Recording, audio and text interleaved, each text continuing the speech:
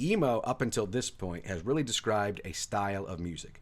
It's punk rocky with introspective lyrics, and it's been building in a couple different forms, but it's always had that at its base. Sort of punk rock, introspective lyrics, and that's what's going to make you an emo band if you fit sort of in this genre.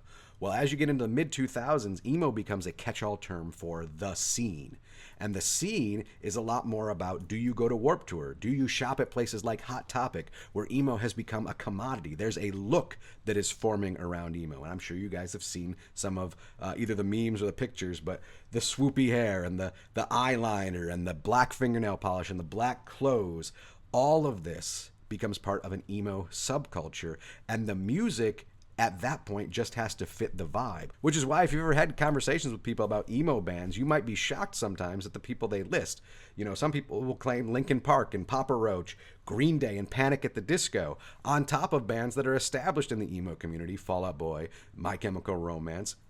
If you play all of those bands' music back to back to back to back, you can clearly see they are not of the same genre.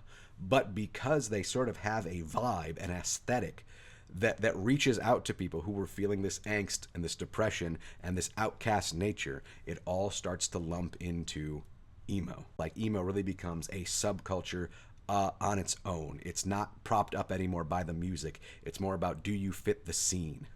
And the interesting thing about a subculture with a uniform is, if you are a member of the community, if you're part of emo and you see someone who is dressed in the uniform, you go, oh, that is a safe person. I can feel okay with them. Think about our other subcultures. There's a uniform. We say, I'm safe with them.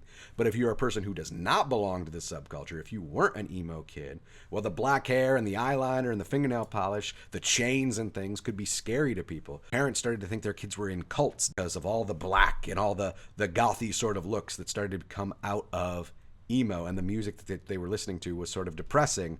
Oh, these kids are joining cults, because this subculture community was forming, and it had a look and it had a feel, and people were working very hard to match themselves to that look and feel.